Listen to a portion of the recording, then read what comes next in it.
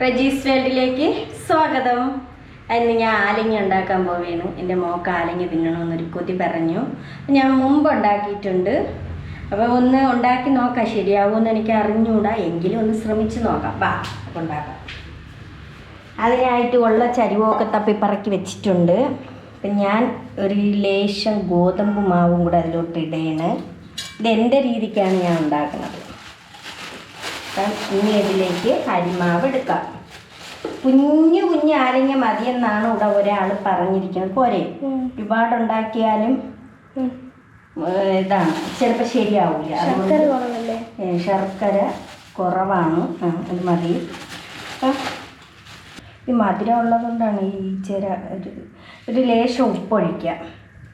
ഇനി നമ്മളെ വെള്ളം ഞാൻ തിളപ്പിച്ച് വെച്ചിരുന്നത് ചൂടാറിപ്പോയി. അപ്പോൾ എന്ത് ചെയ്യാം, ഒന്ന് ചൂടാക്കി കൊടുക്കാം. വെള്ളം തിളപ്പിച്ച് കിണ്ടേണ് ചെയ്യണത്. പിന്നെ ഏലക്ക പൊടിച്ചിടണ്ടേ? ഏലക്ക ഉണ്ടാകും, അറിയാൻ വയ്യേട്ടാ, കാണാൻ സാധ്യതയില്ല. നിനക്കല്ലേ ഇഷ്ടമല്ലല്ലോ ഏലക്ക? വേണ്ട, ഏലക്ക വേണ്ട. ഓക്കെ, ഏലക്ക ഇഷ്ടമല്ലല്ലേ?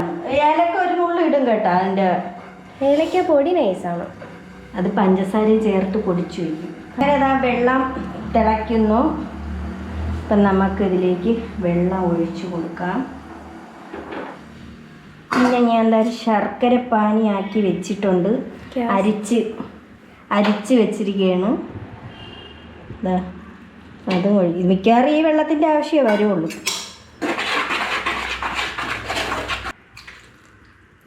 ഉണ്ടോ, അരിച്ച് വെച്ച് എന്നിട്ട് നന്നായൊന്ന് ഇളക്കി കൊടുക്കാം. ഇപ്പം തന്നെ കറക്റ്റ് വെള്ളമായിരുന്നു അല്ലേ? പറഞ്ഞ ശർക്കര ശകലേ ഉള്ളായിരുന്നു. ഞാൻ എന്തോന്ന് ചെയ്ത് 2 സ്പൂൺ പഞ്ചസാര കൂടി ആ വെള്ളത്തിലോട്ട് ഇട്ട്, അപ്പം കറക്റ്റ് മധുരമായിട്ടുണ്ട്. അല്ലാതെ ഇട്ടാൽ അതിൻ്റെ തരി ഇണക്ക് കിടക്കൂലേ. അപ്പം അതുകൊണ്ട് ഇനി നമുക്ക് തേങ്ങ വറുത്ത് വെച്ചിട്ടുണ്ട്. ഈ തേങ്ങ കൂടി ഇങ്ങോട്ട് ചേർക്കാം.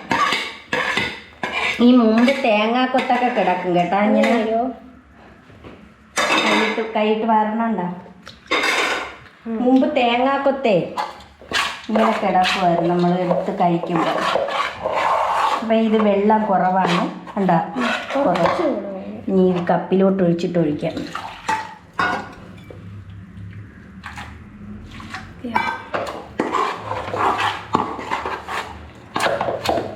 ഇനി എൻ്റെ രീതിക്ക് ഒരു കാര്യം കൂടെ ഞാൻ ചേർക്കും. അതെൻ്റെ ഒരു മഞ്ഞൾപ്പൊടി. ഞാൻ മുമ്പ് മഞ്ഞൾപ്പൊടിയൊക്കെ ചേർത്താണ് ഉണ്ടാക്കണം. മഞ്ഞളുടെ ചെവയില്ല, കലക്കി ചേർക്കോ? ഇത് ഇട്ടങ്ങ് എവിടെയാണ് ചേർക്കാം. കുറച്ച് മതിയാ മഞ്ഞൾപ്പൊടി? എനിക്ക് അറിഞ്ഞൂടാ അതിനെപ്പറ്റി. അന്ന് ഞാൻ ഇങ്ങനെ ഒത്തിരി തോന്നി ചേർത്തായിരുന്നു. അത് നല്ല ടേസ്റ്റായിരുന്നു കേട്ടോ. പിന്നെ ഇതിൽ വേറൊന്നും ഞാൻ ചേർക്കണില്ല. ഇതിട്ട് നന്നായി ഞെവിടി എടുക്കാം.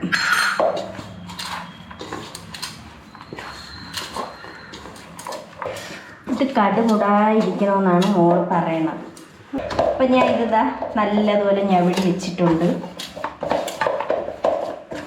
ഇനി ഇതിനെ ഉരുളായിട്ട് പിടിക്കണം. ചെറിയ ചെറിയ ഉരുള അല്ലേ അവള് പറയണത്.